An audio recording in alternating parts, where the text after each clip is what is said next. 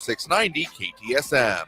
Sponsorship and advertising opportunities are also available. To find out on how you can affordably reach an affluent and highly educated demographic, please call iHeartMedia at 915-351-5473. That's 915-351-5473. El Paso's News Radio 690 KTSM. Live from the KTSM AM 690 studios, it's Talk El Paso with Andrew J. Polk. Be a part of the show by calling 915-544-KTSM, 915-544-5876, or comment online on our stream at facebook.com/Talk El Paso. It's 4 p.m. Mountain Time, and that means it's time to talk El Paso with Andrew J. Polk. Thank you all so very much for joining us here for Talk El Paso, airing live on News Radio 690 KTSM. I am your host, Andrew J. Polk. Thank you for tuning in, however you may be doing so, be it on air, online, live streaming through the free and reliable iHeartRadio app, or joining us over on the various social media pages we're up on these days, facebook.com/Talk El Paso, the Talk El Paso channel over on YouTube, Twitter at Talk El Paso, or at twitch.tv, Andrew J. Polk. A lot of stuff we're going to be getting into today, as it's already been a very busy start to the week. A lot of things going on. I mean, yeah, May 11th is certainly on the mind in a lot of ways, even if there's a lot of stuff ramping up to that. Would have a full expectation that that's probably going to be the end of Title 42, the immigration and border security implications that will come from that. One of the major topics we will continue exploring this week, but we also got a lot of other things that, besides the many different aspects of that we'll be touching on, as we even were over the weekend. Those of you who tuned in over the weekend to Beyond the Beltway with Bruce Dumont, airing 5 to 7 here on News Radio 690 KTSM on Sundays. You may have heard a familiar voice, i.e. mine, on there as we were talking about some of the local situation. We got that video, should be up in its entirety now, over on our social media. So if you want to scroll down a little bit over on Talk El Paso or the Andrew J. Polk pages on Facebook, you can see that there. I'm in about the second half hour, so about 30 minutes in. You can find me there, as we have Robbie Flores joining us over on the social media. Hello to everyone, and hello to you as well, certainly. So we've also got, beyond the border security, immigration, the many different levels of responses, election results, as Bernadette Bandicole saying hello, good Monday afternoon, victorious Monday Prop K shutdown. Woo-hoo is the way I'm going to interpret the way that you wrote that. The taxpayer spoke. Yeah, of course, that one being one of the major ones that was on the controversial aspect of the ballot, but we'll break down what the actual results look like and what some of the major items are. Not everything failed, even if I just gotta say, some of the signs that were out there for some of them just were not the kind of clear campaign signs you might want here. Particularly Prop I did end up passing, spoiler alert, but I gotta say that sign was not I mean, sure, if you could stand there and look at it for a bit, but driving by, it took me a few times the first time I saw it to be like, wait, what is that one? Oh, that's I. That's supposed to be an I. Gotcha. So we'll break down some of those results and what we're looking at there, as well as, okay, we hit double digits, but not like a whole lot more than that. So still got big issues with that. So we'll break all that down, as well as, other things going on and happening and affecting us here in the community, including, border security, immigration is going to take up a lot of air in the room for definitely this next week, as one of the headlines coming out as of today, Governor Greg Abbott deploys 200 quote-unquote tactical Texas Guard members to El Paso.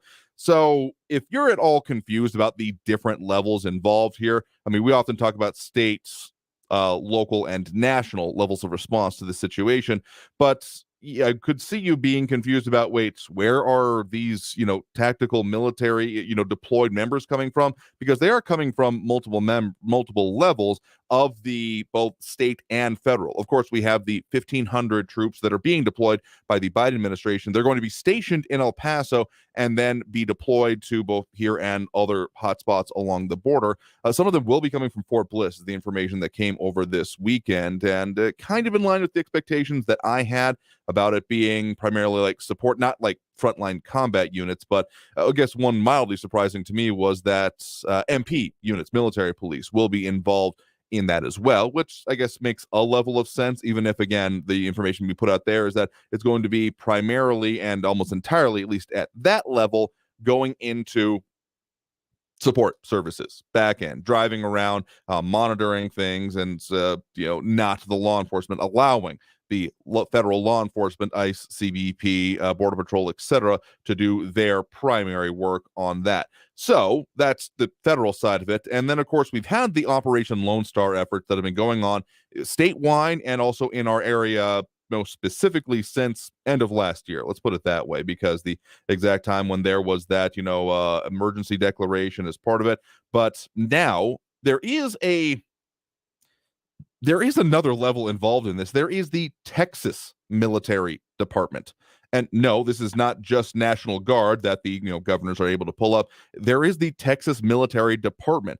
The first I remember hearing about that in a blast of the past for some out there, the Jade Helm exercises, if anyone remembers those going on, and the amount of a lot of conversations that were going on around that and people being concerned about it because of the way maps were being shown. And I'm not going to try to dredge all that back up, but that was the first time I can remember hearing about specifically the Texas Military Department and a general being deployed by at that point, I do believe it was Greg Abbott, toward order to monitor the progress of them based on essentially the pressure that had been put on him by those concerned about it. Anyway, again, not trying to get into that, but there is the Texas Military Department, which is, again, not just National Guard. It certainly can have a makeup of it, but its own department within Texas. So again, Governor Abbott is now deploying the Texas Tactical Border Force to hotspots along the border, including El Paso.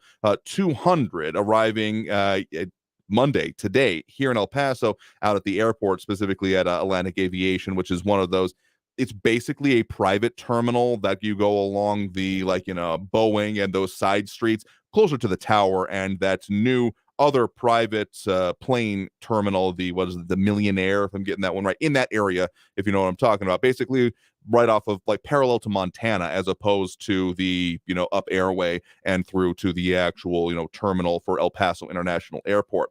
And so specifically, Major Sean Strode, Storrud, Storrud, give my best attempt on that one, is the Task Force West commander for the Texas military, and saying that these soldiers are expected to prevent illegal immigration into the state of Texas, and that they are going to be using that barbed wire that has already been placed here in El Paso, going on to say, quote, immigrants will be treated with dignity and respect, and letting them know what the rules are, where they are allowed to cross, and where they are not allowed to cross. And specifically, this is in support of the Operation Lone Star, and will work along with Texas DPS and the state troopers. So that's going to be a very different take, I think, than what is being talked about with, again, the federal deployment of troops that is also going on here, because those are going to be primarily focused on support duties, whereas the state level efforts from these statements and other things, including what has been said by Governor Greg Abbott, going to be primarily focused on prevention, on actually controlling the crossings. This will be very similar, and I think we might even still have some of those pictures up and available from the last time that we had this going on. Frankly, let's see if I still got those handy and available. Yeah, actually, so this was the last time that, end of the year, that we saw the deployments happening, and, the vehicles, the barbed wire, both along the banks of the Rio Grande, and specifically the soft sides of it. So these are not the most current ones, but these were the setup efforts that were, again, happening end of last year. So it seems like those deployments are going to be happening basically in support of this and those type of things. So not just the upper parts of the actual, banks of the Rio Grande, the concrete, but down even to the soft shoulder, basically right along the water's edge where there is water, I guess. I haven't seen those parts totally recently, but again, these are some of the previous examples of, and what they will be going out in the areas they will be operating in, I would expect. So that's some of what's going on. There's, of course, a whole lot more going into this, including as there are, extension of disaster declarations,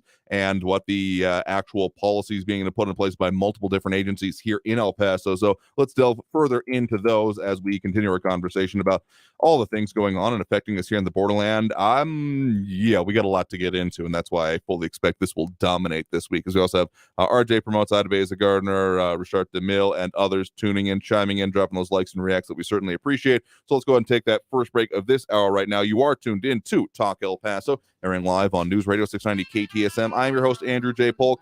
Phone calls a little bit later a little bit later in the show, as we usually do. In any case, stay tuned. More Talk El Paso after this break on News Radio 690 KTSM. Don't go anywhere.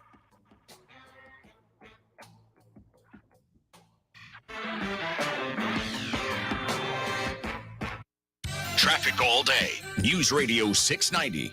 Some slowing on the I-10 eastbound through downtown. Two reasons for that. A crash at Cotton Street exit, blocking the left lane. That's been cleared. And the right two lanes and the Cotton Street exit had been closed for road work, been reopened. I-10 westbound between Thorne and just north of Trans Mountain. It's a 7-minute delay. Carrie Edwards, El Paso traffic. This report is sponsored by Napa Auto Parts. When your ride fires on all cylinders, so do you. That's why Napa is on a mission to keep you in motion. With nearly 6,000 Napa Auto Parts stores and over 17,000 Napa Auto Care centers, the Napa network has everything you need to get up and go. You've heard the big news. Fox News fired Tucker Carlson. Now, Newsmax is conducting an urgent poll, asking you if it was right to fire Tucker. And we want to know if you want Tucker back on cable TV. It's easy to vote in the Newsmax poll. Just text us and we'll instantly send you the poll. Text the word BIRD to 39747. That's BIRD to 39747. Let us know what you think. Vote today. Let your voice be heard about Tucker. Text the word BIRD to 39747 now. Millions of Americans are making the switch to America's fastest growing news channel, Newsmax. Every day, watch Rob Schmidt, Eric Bolling, Greta Van Susteren, Mike Huckabee, and more. Even President Trump says he likes Newsmax. Vote in the Tucker poll. Text BIRD to 39747. Texting enrolls for automated text messages. Message and data rates may apply. Hi, I'm Burt Ward, Robin from TV's Batman, inviting you to feed your dog natural, non-GMO, Gentle Giants dog and puppy food. Dogs eating Gentle Giants and following our special feeding and care program are living as long as 27 healthy, active years with a wonderful quality of life. Holy wow, 27 years! Think of all the extra years you could enjoy with your dog at Target, H-E-B, and stores near you. Try Gentle Giants cat and kitten food, too. Jesse Kelly here. I'm not a financial expert, but I do look for solid investment opportunities for investment growth and protection against loss. I do know that putting all your eggs in one basket is not a good financial plan. Securing your IRA or 401k with real gold and silver with Oxford Gold is as easy as 1, 2, 3. Or you can buy precious metals and keep them in your safe. One app, one call, and you pick your precious metals. That's 833-404-GOLD. That's 833-404-GOLD. Children who grow up in poverty are part of a destructive cycle. At Child Fund International, we find this unacceptable. In 25 countries, we are vigorously fighting poverty and improving the lives of children and their families. Learn more at childfund.org. News Radio 690 KTSM. Live from the KTSM AM 690 studios, it's Talk El Paso with Andrew J. Polk. To be a part of the show, follow on Facebook at facebook.com/Talk El Paso. Now here's your host, Andrew J. Polk.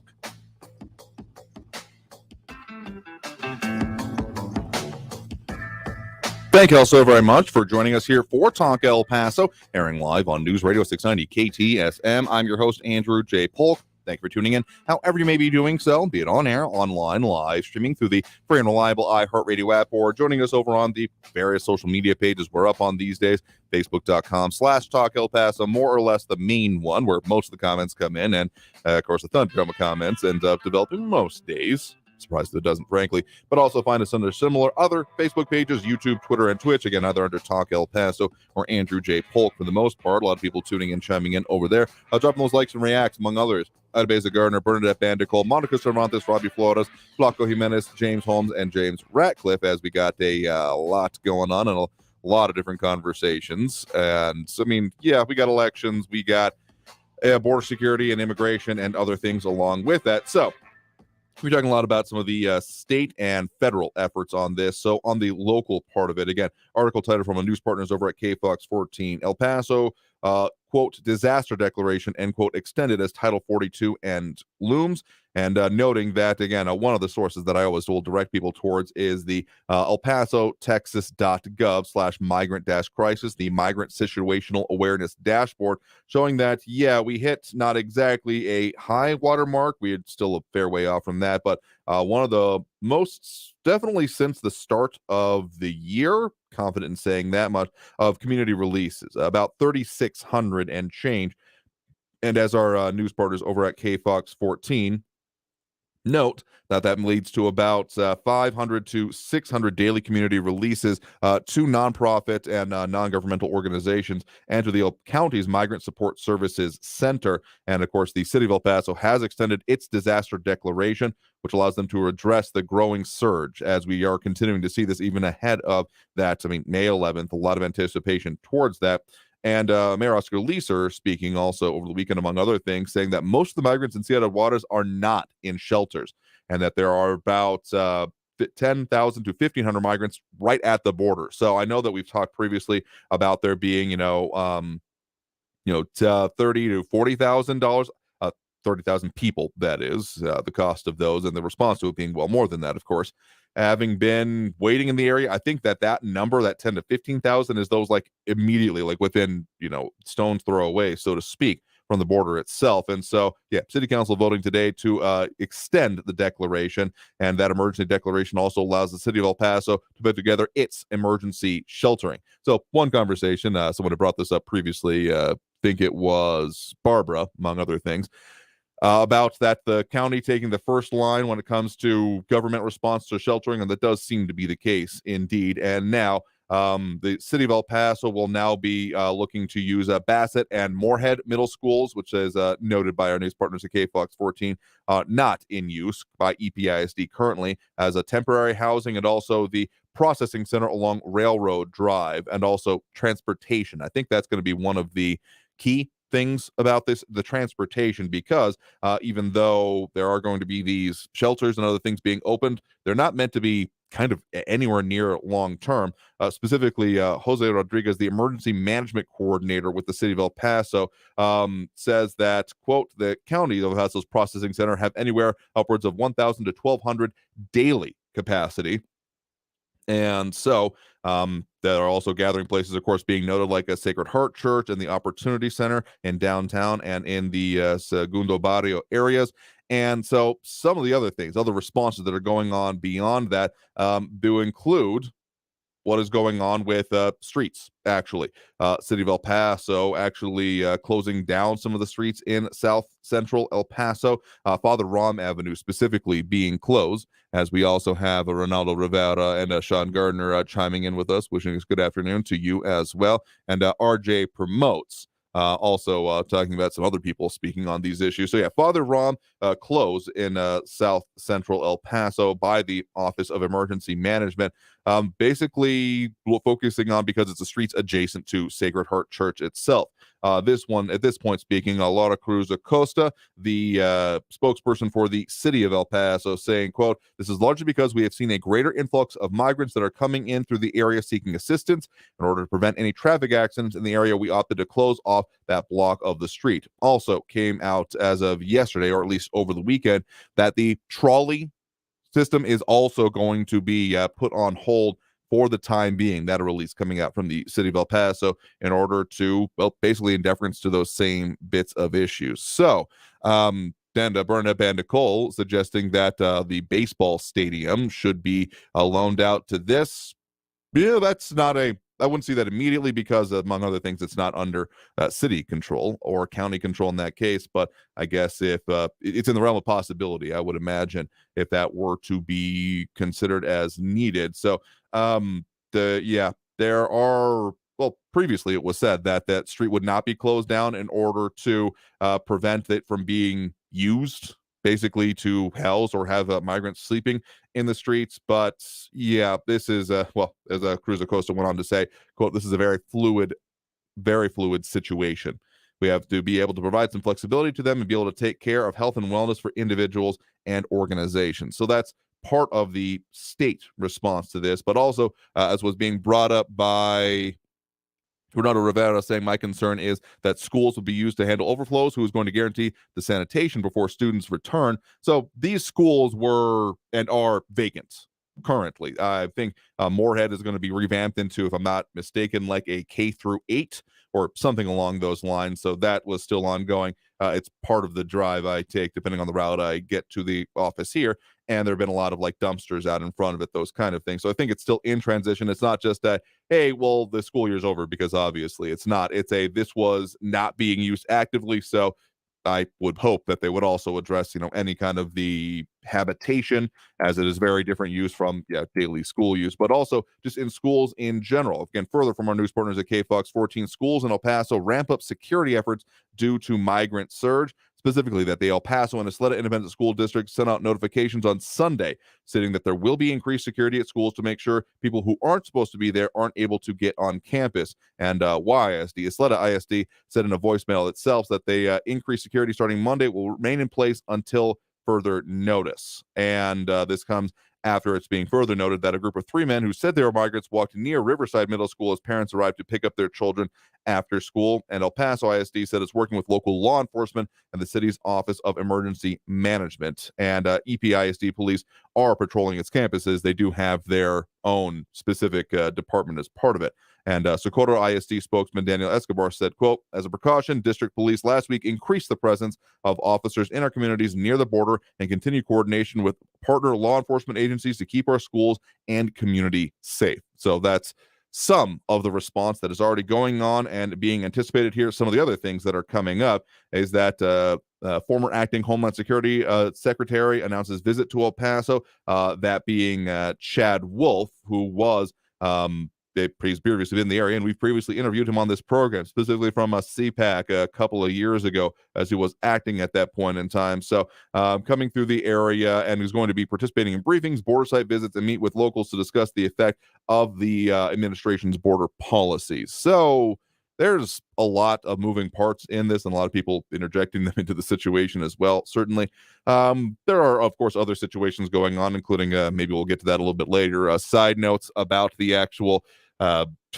gas card situation involving a current El Paso city rep, but there's a lot going on just with the border security and immigration side of this. Certainly, I know that over the weekend and even a little bit later in the week, there were specifically traffic and, I guess, technically pedestrian control actions being done by DPS troopers against state troopers, Department of Public Safety, particularly along the border highway area, in order to basically keep people from going across the road after they had been initially released, pending further processing, I do believe, by Border Patrol at the actual border wall, border fence area that's, of course, right adjacent to it on its own. So that's part of the further response we have going on.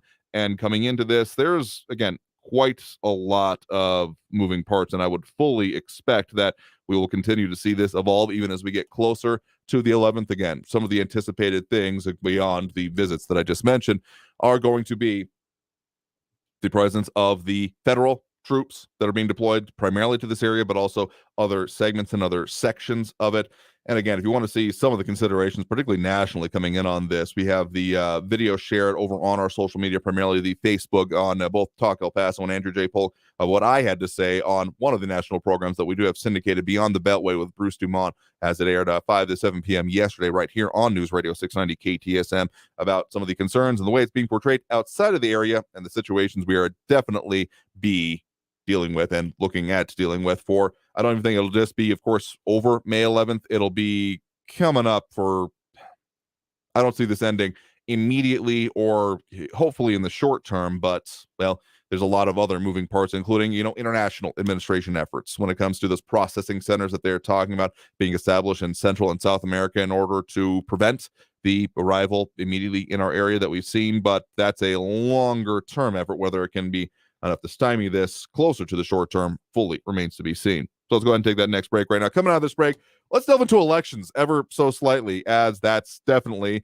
we saw Election day, yeah, about 12% voter turnout. Spoiler alert. Again, double digits, so didn't make a liar out of me, but you still failed that test. Let's just put it that way. We'll talk about the results and what can be seen from them. And yes, further spoiler alert, Proposition K failed, but we'll delve further into that statements that we've gotten in, among other things. So stay tuned. More Talk El Paso after this break on News Radio 690 KTSM. Stay tuned.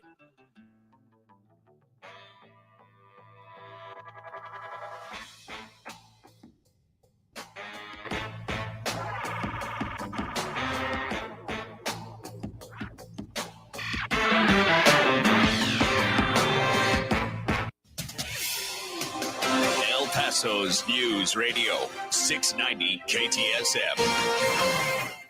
I'm Fidel Moreno Mesa with your CBS 4 News Update. A man is dead after being shot in a northeast El Paso neighborhood, and Crime Stoppers of El Paso and the El Paso Police Department are asking for your help in finding those responsible. On Saturday, April 29th, shortly after 3 in the morning, officers responded to a call of a vehicle that had crashed into a yard on Amin Drive near McCombs. The driver, 27-year-old Daniel Antonio Mergil, was taken to the hospital but did not survive. Investigators believe the shooting may have taken place in another location. If you have any information about this crime, you are asked to call Crime Stoppers of El Paso. Out of northeast El Paso, police say one person was seriously injured after a crash. It happened just before noon yesterday on Hercules Avenue near Gateway South. Police say one person was hurt and sent to the hospital. No word yet on what caused the crash. For more news headlines, head to our website at cbs4local.com. I'm Fidel Moreno Mesa with your CBS 4 News Update. News Radio 690. Traffic all day. An earlier crash I-10 eastbound at Cotton Street exit is cleared. All lanes are back open. There's still a slowing back to Franklin exit. I-10 westbound approaching Trans Mountain at Trade Center. A stalled vehicle off on the right shoulder in that work area is slowing traffic, and that's causing a 12-minute delay. I-10 westbound from Thorne up past Trans Mountain and Gateway South at Fred Wilson. All lanes are back open from road work there. Kerry Edwards, El Paso traffic. Hey everyone, this is Robert Olguin with your KFOX 14 news update. Governor Greg Abbott has deployed a new Texas military unit called the Texas Tactical Border Force to hotspots along the border, including El Paso. A total of 200 National Guard troops arrived in El Paso today. According to the task force commander, the Army National Guard soldiers are expected to prevent illegal immigration into the state of Texas. Meantime, the White House is also sending the U.S. military to El Paso. A total of 1,500 U.S. troops are expected to arrive in El Paso on Wednesday. The White House says they will focus on administrative tasks so that Border Patrol can work in the field. El Paso police are asking for the public's help in a deadly shooting that happened last week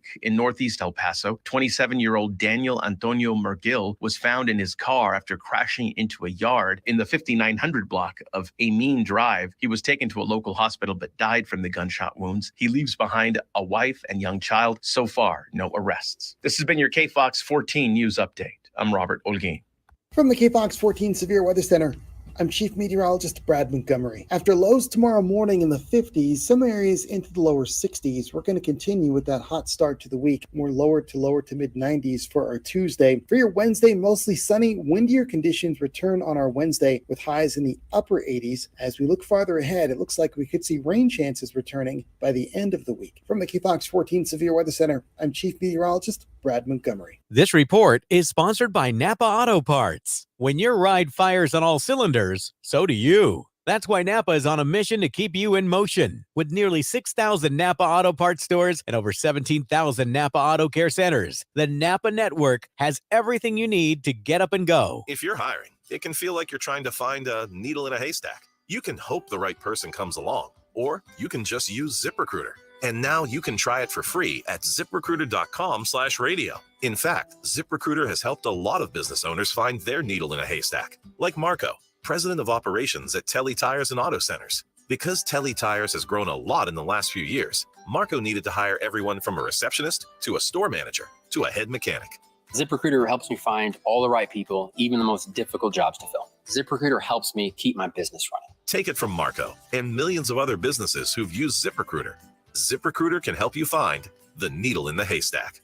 See why 4 out of 5 employers who post a job on ZipRecruiter get a quality candidate within the first day. And right now, you can try ZipRecruiter for free. That's right, free at ZipRecruiter.com/radio. That's ZipRecruiter.com/RADIO. ZipRecruiter.com/radio. ZipRecruiter, the smartest way to hire. For the local issues and discussion you won't get anywhere else, turn to Talk El Paso, weekdays at 4 right here on News Radio 690 KTSM, brought to you in part by the El Paso Community Foundation. Sound off on what matters to you, Monday through Friday, 4 to 6 p.m., and let's talk El Paso. Need to hire? Need Indeed. Their hiring platform makes it easy to attract, interview, and hire candidates in one place. Sponsor a job and immediately get a short list of quality candidates whose resumes on Indeed match your job description. Visit Indeed.com/credit. This report is sponsored by Indeed.com. El Paso's News Radio 690 KTSM. Live from the KTSM AM 690 studios, it's Talk El Paso with Andrew J. Polk. To be a part of the show, call 915-544-KTSM or follow on Facebook at facebook.com/Talk El Paso. Now here's your host, Andrew J. Polk. Thank you all so very much for joining us here for Talk El Paso, airing live on News Radio 690 KTSM. I'm your host, Andrew J. Polk. Thank you for tuning in, however you may be doing so, be it on air, online, live, streaming through the free and reliable iHeartRadio app, or joining us over on the various social media pages we're up on these days, Facebook, YouTube, Twitter, and Twitch, either under Talk El Paso or Andrew J. Polk. So, a lot of stuff going on, a lot of commentary on border security, immigration related issues, and sure, we'll keep talking about those, particularly once we get into the phone calls and other points. Yeah. So, there's just a lot of conversation going on with that, including Willie Jenkins says, is the crime okay morally, and can you get away?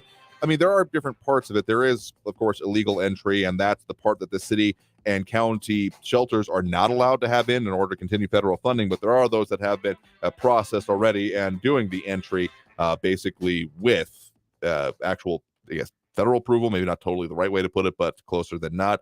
Anyway, a lot going on with that. But getting into the election talk there, Stephen Christopher saying, now that K tanked, it'll be back to knuckleheads as usual.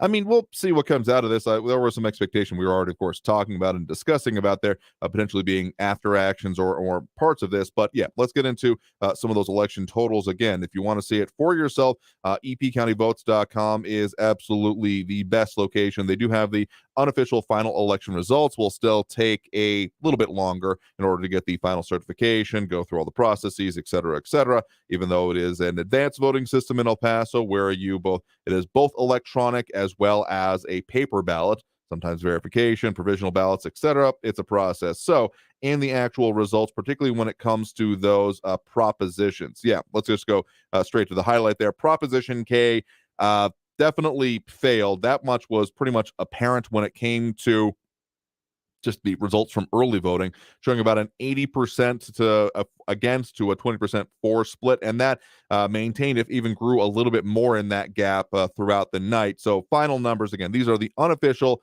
final election numbers. They'll probably be in the same lines, but just basically awaiting certification. The for amount was 9,190 votes, so just about 18.5%. Whereas the against was 40,680, or about 81.5%. And at least if I'm reading this correctly, 4 people that just didn't even cast a vote on that, which is not totally out of the ordinary, the undervotes, but I guess it does happen that way sometimes.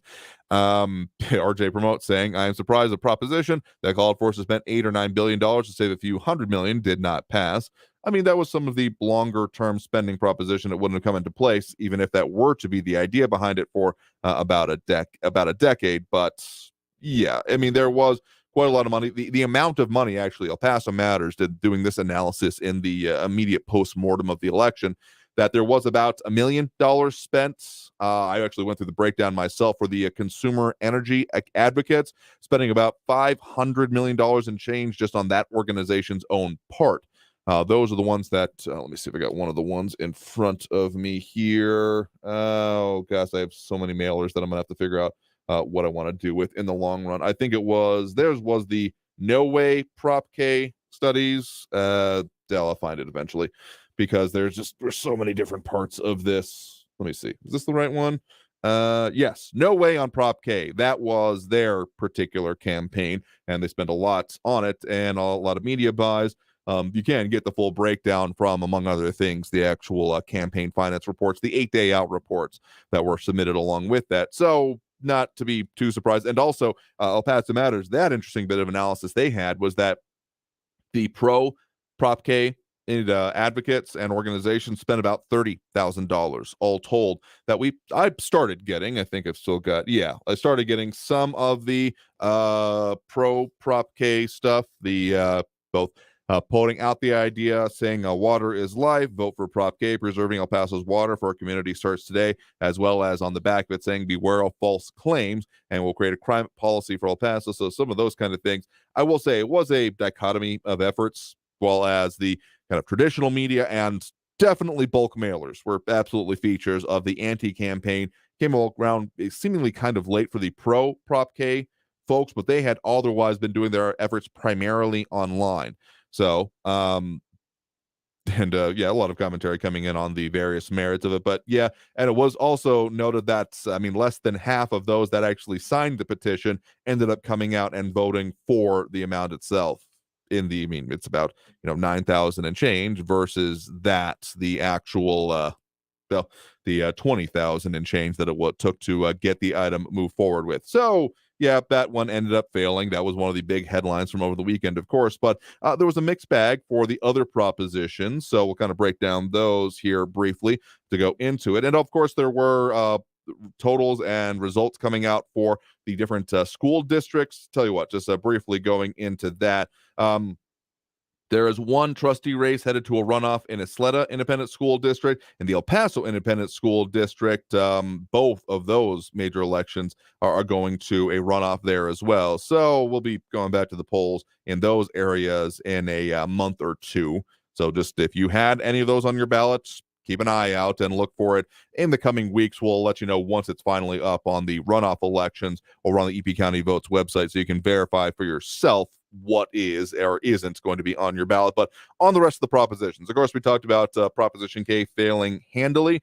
Some of the ones that I was frankly a little bit surprised about not making it through, Proposition A, about allowing city staff to be hired and fired by their city representatives, the ones that they are in the office for. That one ended up failing. Proposition A, for vote, about 42.7% against 57.2%. So failed that one. Proposition B, the one that specifically was about, let me pull up the language here. Proposition B, should the city charter relating to leases, franchises, and conveyances, basically the one about city-owned property for 40 years or less by resolution or ordinance. That one ended up failing 40% to basically just shy of 60%.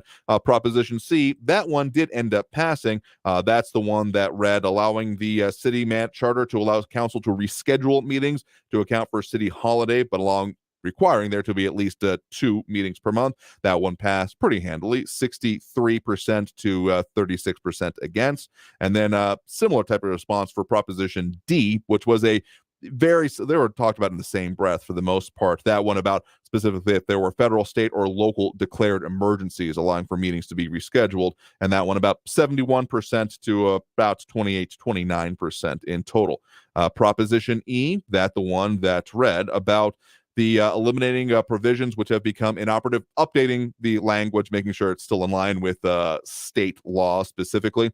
And that one also passed pretty handily, about 66% to 33% and change against. And then Prop F, the next one that I guess was, I heard mentioned maybe third most after Proposition 9, of course, Proposition K, the one about city charter amendments and petitions, specifically removing the requirement for a second petition and making it so that ordinances could be proposed directly onto there. That one failing pretty closely, about 48% in favor to 52% against it. And then on Proposition G, that's the one that read along the civil service commissioners and the makeup of that body to reflect the diversity of the community and city workforce. That one, again, narrowly failing as well, 46, nearly 47% to about 53% against. And then Proposition H, that's the one that was about the requirements exams for the civil service rules, policies and procedures for promotion. That one also failing a little bit further on that one, 41% to about 58, 59% against. And then the next most mentioned one after Proposition K, absolutely, Proposition I, relating to the City of El Paso's contribution to the El Paso Police and Firemen Pension Fund, setting the minimum contribution at 18% of salaries. That one passing, not quite narrowly, but not as most as some, about 59% for to about 40% against. That's the one that I guess I heard the most next to Proposition K, which is to say a distant second, but close enough. I saw yard signs, those kind of things. I didn't really see anything else on any of the other ones. Oh, and not to forget Proposition J, the one that would allow the chief internal auditor to report directly to city council as opposed to the city manager. That one passing decently closely, about 55.5% to again about 44% and a change against. So voter turnouts, we saw there being a decent amount, about in most of the city elections, about 50,000 people turning out. Overall, we had about 53,000 people throughout the entire county come out to vote for their various parts, which came down to a, drum roll please, 11.69%. So that's double digits, which I was kind of baseline hoping for and was nearly disappointed on that point. But there are... that would not even be a beyond failing grade if this were a test, 11%, but you're going to be expelled kind of grade. So that's why I'm saying better than we've had. We've had recent school board elections that had 3% voter turnout in the main election, and then in the runoff going up to about a whopping 6%, doubled the turnout. Woo-hoo. Anyway, we got a lot of work to do on that point and getting people actually involved in the process, because if we don't have it, that's just not how this is supposed to work. If people aren't involved in the process, they aren't actually going out. If they just straight up don't care, like I can take someone being like, I don't vote, I don't know what the issues are. You know what? Fine, that's your prerogative. But if everyone is doing that, and I mean, sure, I'm sure there are plenty of people in our audience that went out to vote, which in case I had missed you or you had, we actually got a letter in that was marked with an I voted sticker on it. So the global, if you voted, thank you, bell. Thank you all very much for having done so. But for everyone else, meaning 9 out of the 10 registered voters in El Paso, that's y'all. Not y'all, again, the ones who got the ding. But if you did not qualify for the ding, again, I'm not mad. I'm just, very disappointed in you. That's the way I'm definitely going to say it. Because, seriously, 9 out of 10 people who are registered on the voter rolls in El Paso, not even those who just relocated, haven't gotten a chance yet, or have fallen off, whatever, those people did not vote. And that's about, 450,000 people here in the county of El Paso. I am very disappointed. Okay, let's go ahead and take that next break right now and basically get up to opening up the phone line. So if you want to add your 2 cents, we've already covered a lot of ground, and there's a whole lot we didn't even really delve into, including the continuation of the gas card drama, some payoffs, but also more investigation into it, but possible. That number to call if you want to get on the line is 915-544-5876, 915-544-KTSM. Back after this break with more Talk El Paso here on News Radio 690 KTSM. Stay tuned.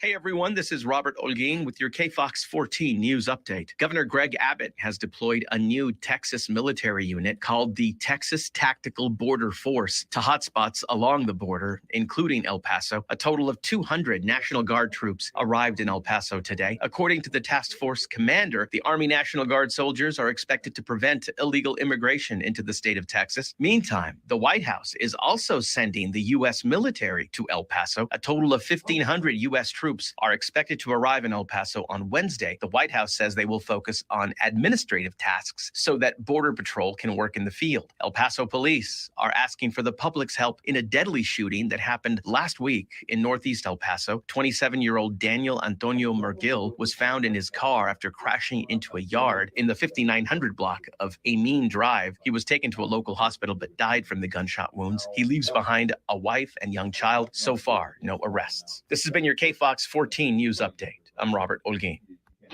Traffic all day. News Radio 690 An earlier crash I-10 eastbound at Cotton Street exit is cleared. All lanes are back open. There's still a slowing back to Franklin exit. I-10 westbound approaching Trans Mountain at Trade Center. A stalled vehicle off on the right shoulder in that work area slowing traffic, and that's causing a 12-minute delay. I-10 westbound from Thorne up past Trans Mountain and Gateway south at Fred Wilson. All lanes are back open from road work there. Carrie Edwards, El Paso traffic. This report is sponsored by Macy's Backstage. What will you find at Macy's Backstage? Here's a hint. Great Mother's Day gifts for $17 and under, like bath and body spa sets, matching dresses, fragrance sets, sparkling jewelry, and more. Perfect for every mom. Find the latest trends and new arrivals at a Macy's Backstage store near you. Paid for by government.com. Did you hear? A recent stash of $5 gold Liberty coins from the 1800s has been found. These gorgeous gold coins are as bright and shiny as the day they were struck in the late 1800s, and less than 100 of these gold coins are available. Coin experts are calling this gold find an incredible opportunity. Call 1-800-888-7618,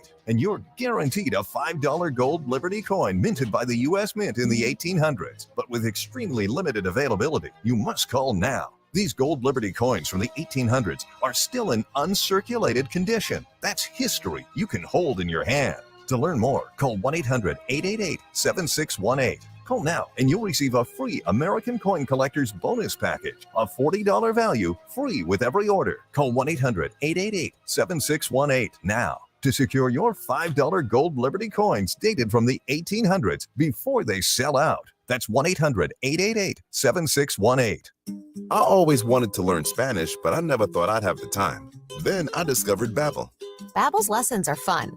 They only take like 10 or 15 minutes, and in 3 weeks, presto, you're starting to speak another language.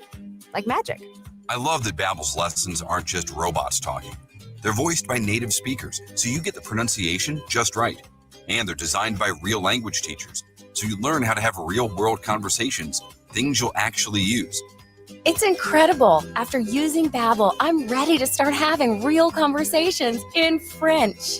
There's all kinds of ways to learn. Use Babbel's podcasts or games or videos. You can even join live classes with a language teacher. If you want to learn a language, there's no faster, easier, better way than Babbel. Babbel. Babbel. Babbel, évidemment.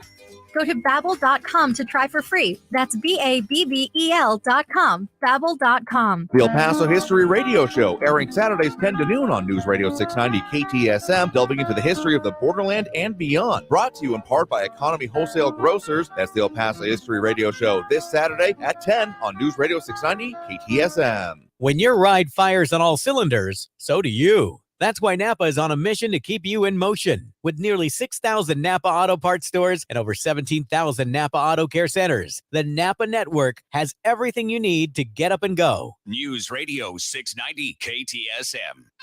Live from the KTSM AM 690 studios, it's Talk El Paso with Andrew J. Polk. To be a part of the show, call 915-544-KTSM or follow on Facebook at facebook.com/Talk El Paso. Now here's your host, Andrew J. Polk. Thank you all so very much for joining us here for Talk El Paso, airing live on News Radio 690 KTSM. I'm your host, Andrew J. Polk. Thank you for tuning in, however you may be doing so, be it on air, online, live streaming through the free and reliable iHeartRadio app, or joining us over on the various social media pages, facebook.com/Talk El Paso, the Talk El Paso channel over on YouTube, Twitter at Talk El Paso, or twitch.tv, Andrew J. Polk. A lot of stuff we're getting into today. And of course, those phone lines open now if okay, they just filled up. 915-544-5876, 544-KTSM. Be sure to keep that number handy. And, of course, the comments coming in as well, including if you're just committed to taking the L, I'm not going to stop you, though, if you know what you're talking about. Eric McNabb saying, I am sure Polk is going to make any mention of his corrupt conservative peer, Claudio Rodriguez, who has been found filling up her gas tank for the last day in office multiple times a day. You would be sure about that, I'm sure, except for the fact that you're demonstrably wrong about that. We brought that up the day it came out. It's one of the top stories we mentioned that day because two city council reps, either sitting or previous ones, but both at the same time, being accused of misuse of public funds is kind of an important one. So, again, if you're committed to taking that L, I'm not going to stop you, though. Don't pretend you know what you're talking about either. Just saying. Anyway, let's go back to those phone lines now. We do have Marco in Central on the line with us right now. Marco, thanks for joining us. Hey, Andrew. How's it going? Doing all right. What's on your mind? Brother, let me get in a better spot real quick. Oh, okay. Sure thing. Yeah, I'm right. It's because I live right by the mountain, and I hope it's not interfering. Yeah, coming through pretty well on this end so far. All righty, brother. Hey, so I'm glad Prop K went down. I want to give a nice shout out to Lupe de la O right there at the GOP. He did a great job getting the vote out and really making sure that people got the correct information on some of the adverse effects of Prop K, especially here in the city. There definitely was a lot of conversation about it. We didn't speak with her specifically, but frankly, we may be due for a check-in with our county political chairs, because there is, I would have to imagine that anything about one of those issues I talk about more often than, well, most other ones anyway, the voter turnout, it has to be coming from those parts of the organizations of the politics here in El Paso, because without them being a part of it, I mean, I can talk about it till I'm blue in the face, and often have, and I got to say, so that getting them on board with it, I mean, I'm sure they are, but making that a focus would be important to me, but it's a good suggestion to talk further with them. That's right. And then I want to kind of give another shout out to Brian Kilmeade and exposing our pathetic mayor that we have here as a liar. I mean, talk about having a cheap car salesman represent your city.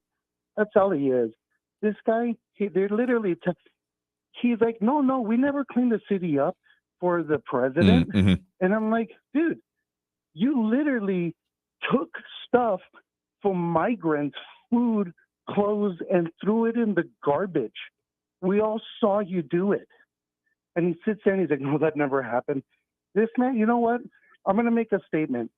And again, the caveat is always this. You have nothing to do with, nobody does. This is me, Marco Contreras, saying this. Anybody with a heart in this city that thinks that the mayor is a disgrace, and this mayor should resign, because you know what? You ain't a good boy, Mayor Leeser. You're not a good boy. And what you did was make us look like AstroTurf. And so I'm calling on every El Pasoan. Do not support this man's businesses. We should boycott his businesses. And another thing, I'm going to give this mayor a week. If he does not get off his ass and start finding places for these people to go and get adequate care, because I have to see these migrants every day, children on the street every day. I've already organized this. I promise you, Andrew, the next thing you're going to see is 300 migrants walking up Mesa, and we're going to find out where the mayor lives, and we're going to go in front of his home and demand that he get adequate homes, housing for. Why can't? Okay, I'm going to give you an example. Right there, by Bowie, they have this massive housing that used to be there. They shut it down. Okay, and it's right there by Bowie where Whataburger is at, and they have the new housing. It's massive. Why don't they go in there and refurbish all those homes and get families in there, women and children first, and get them into homes? There's a rec center there that they can have military they need to go in there and start processing these people. Because you know why they don't? Because the mayor wants chaos on the streets. He wants Gotham City in this city, and he's a disgrace. And by the way, no thank you, Samaniego, supporting, I'm against Prop K. You're a disgrace as well. Tell you what, we'll have to delve further into this, and I know the Kilmeade interview that you're talking about. We'll talk a little bit more about that. We're right up against the top of the hour here, so appreciate the point and the call, Marco, there. You have a good one. No problem, Andrew. Thank you, brother. All right, so with that, we'll go ahead and take that break for the top of the hour. Again, if you want to get on the line, add your 2 cents. The number to do so is 915-544-5876-544-KTSM. Back after this break with more Talk El Paso here on News Radio 690 KTSM. Stay tuned.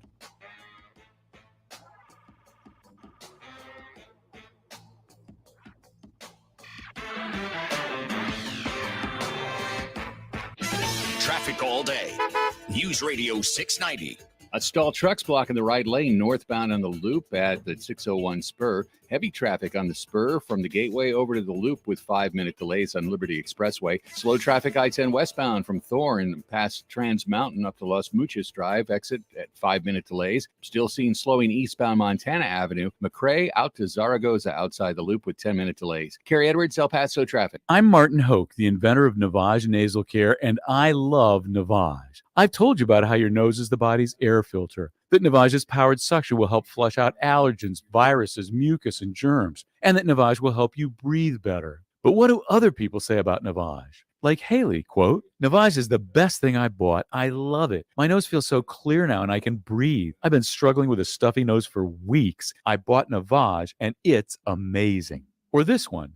I use Navage every night, could not imagine life without it. I have 5 cats, and before I found Navage, I was a clogged mess. Now I breathe so much better, unquote. Those are 2 of over 100,000 online reviews praising Navage, the all-natural solution trusted by over 3 million people to help you breathe better, sleep deeper, snore less, and stay healthier without drugs. Navage is available at Walmart, CVS, Walgreens, Target, Rite Aid, and online. Navage, N-A-V-A-G-E, clean nose, healthy life. News on the hour and a half. Traffic and weather all day. News Radio 690 is KTSM AM El Paso, an iHeart radio station. NBC News Radio, I'm Brian Shook. Closing arguments are wrapping up today in the Trump civil rape trial. The jury's expected to start deliberating sometime tomorrow morning. Columnist E. Jean Carroll accused Trump of raping her in a New York City department store in the 1990s and then defaming her years later. Trump denies the rape allegation. Congress must address the crisis of gun violence in the U.S. When we have 200 mass shootings in less than 130 days, more than one a day, this is a crisis. That's what White House Press Secretary Karine Jean-Pierre told reporters following Saturday's mall shooting in Allen, Texas, that left 8 people dead and more than a half dozen others injured. Governor Greg Abbott says he's deploying another National Guard unit to the border for this week's end of Title 42. The public health rule has been used to expedite deportations, and without it, there are worries about a surge of illegal immigration. The governor says the Texas Tactical Border Force will focus on stopping asylum seekers from crossing illegally into the country. Twitter will begin to purge the social media platform of inactive accounts. Lisa Taylor has more. On Monday, Twitter CEO Elon Musk said affected accounts will be ones that haven't been active for several years. He also noted that users will probably see follower counts drop as the inactive accounts were wiped. Musk didn't specify if accounts such as those of former President Trump and NPR would be affected. Trump hasn't used his account since it was reinstated last year after being suspended in 2021. NPR recently announced it would no longer use Twitter after Musk put a label designating the outlet as government-funded media. I'm Lisa Taylor. The California Reparations Panel has approved payments of up to $1.2 million to every qualifying Black resident. You're listening to the latest from NBC News Radio. Officials in New York's Hudson Valley are pushing back against New York City's plan to send migrants to hotels in Rockland and Orange counties. Scott Pringle reports. With the city running out of room, Mayor Adams announced plans to send hundreds of asylum seekers to the Orangeburg Hotel and also a hotel in the town of Orange Lake. The Adams administration says it'll pay for migrant services. Rockland County Executive Ed Day says that's not okay. The county, he says, already has a housing crisis and does not have the infrastructure to care for them. Rockland declared a state of emergency after Adams announced the plan. That essentially blocks the city's plan for a month. Oil prices could soon rebound after a recent decline. Analysts are predicting a pickup in prices could be on the way. Citi's global head of commodities research said that even though oil prices are in a third consecutive weekly decline, there are signs they're the lowest they'll be. A new documentary will be released this week about the life of Baseball Hall of Famer and Yankees legend Yogi Berra. Paul DeCastro has more. Berra, a longtime Montclair, New Jersey resident, appeared in a record 14 World Series, winning 10 championships during his 18 years with the Yankees. He also managed the Mets to a World Series appearance in 1973. But he is perhaps best known for his so-called yogiisms, such as "it ain't over till it's over," and "when you come to a fork in the road, take it." Berra died at the age of 90 in 2015. The documentary, It Ain't Over, is produced and narrated by Berra's granddaughter, Lindsay Berra, and it hits theaters this Friday, May 12th. Former astronaut Buzz Aldrin is being promoted. On Friday, the New Jersey native was made an honorary member of the U.S. Space Force and an honorary brigadier general in the U.S. Air Force. The 93-year-old was the second person to walk on the moon in a famous 1969 Apollo 11 moon landing. Brian Shook, NBC News Radio. This report is sponsored by Macy's Backstage. What will you find at Macy's Backstage? Here's a hint. Great Mother's Day gifts for $17 and under, like Bath & Body spa sets, matching dresses, fragrance sets, sparkling jewelry, and more. Perfect for every mom. Find the latest trends and new arrivals at a Macy's Backstage store near you. No, not now. That sounds like it's going to cost you. I know what to do. I'm going to CashNetUSA.com. I can apply in minutes, get an instant decision, and if approved, I could have the money in my account as soon as the same business day. When you need money fast, be the hero. Go to CashNetUSA.com to apply for the money you need now. The exact timing as to when your loan funds will be available will be determined by your banking institution. Only iHeartRadio gives you access to all of your favorite radio stations. Rover's Morning Glory. It's The Woody Show. It's Elliot in the Morning. All of the once-in-a-lifetime events. iHeartRadio Music Festival. All of the best free curated playlists. It's everything that rocks. All of the great podcasts for every interest. This is Freddie Prinze Jr. from the Wrestling with Freddie podcast. All of the mind-blowing contests. $20,000. Awesome. All of your favorite superstars. This is Dave Grohl from the Foo Fighters. Best of all, it doesn't cost a thing. Download the absolutely free iHeartRadio app now. To protect his home and family from disaster, Steve used courage, wisdom, and his camera phone. That should do it. Way to go, Steve! By simply taking digital pictures of his family's important documents, Steve can always have them stored safely online, no matter when disaster strikes. Learn other simple ways to protect your home and family before a natural disaster at ready.gov. That's ready.gov. A message from FEMA and the Ad Council. News Radio 690 KTSM El Paso.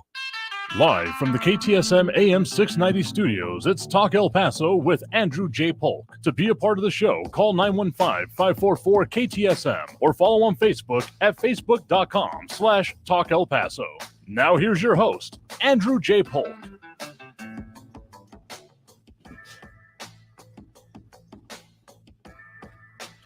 Thank you all so very much for joining us here for Talk El Paso, airing live on News Radio 690 KTSM. I'm your host, Andrew J. Polk. Thank you for tuning in, however you may be doing so, be it on air, online, live streaming through the free and reliable iHeartRadio app, or joining us over on the various social media pages. We are all up on these days, facebook.com/Talk El Paso, the Talk El Paso channel over on YouTube, Twitter at Talk El Paso, or twitch.tv, Andrew J. Polk. I mean, there's a lot of conversation we got going on there, and those dropping those likes and reacts that we certainly always appreciate, including Sean Gardner, Ida Beza Gardner, Bernadette Bandicoot, Monica Cervantes, Robbie Flores, Flaco Jimenez, James Holmes, and James Ratcliffe. Again, helps with all those algorithmic things. So, question was asked about one of those other items coming up. I believe our news partners over at KFOX 14, particularly on some of that gas card controversy. Haven't heard too much from the Claudia Rodriguez, but it was current city rep Cassandra Hernandez both went to and pay the actual amount, the $6,700, give or take. That was part of a review released last Thursday, and also come along with recommendations of changing it. But I guess I don't really know how to read it. Maybe tongue-in-cheek, or putting a positive spin on it. I don't know. Up to y'all. That Hernandez was giving away gas cards, and I don't think it's necessarily just a hack. It does have a picture of the representatives like holding some, though. I don't know. It says, giveaway alert. All you have to do is like and follow the page and tag 5 people in the comments to participate. No city funds were used to purchase fuel cards, must list in El Paso, Texas. So either it's a really clever hack or a very interesting way of trying to put a difference on the situation. I don't know, but yeah, they're changing the city policies, and I've heard people even calling for possible investigations into like misuse of public funds, which I don't know how that would. I mean, I think if anything involves investigation of that, it's okay. It's either DPS or Texas Rangers. I can't remember which exactly. But previous times we've had issues like that, it's been state level agencies involving. So, again, Marky Mandingo not exactly happy about the and using the Gassandra. I've seen that coming up here, but yeah, and of course the next closest one was, I want to say it was in the realm of like $5,000, $4,000, $5,000 for the again former city rep. That was also part of this, so haven't heard as much, but yeah, if you want to find information on that from our news partners at KFOX 14, and then yeah, Rep Hernandez did pay back the $6,000, and they was posted up on social media as part of that, I do believe. And okay, so technically the city, Rep Hernandez put out this statement saying, quote, law enforcement conducted a thorough and unbiased investigation which did not really reveal any findings, observations, or violations of law.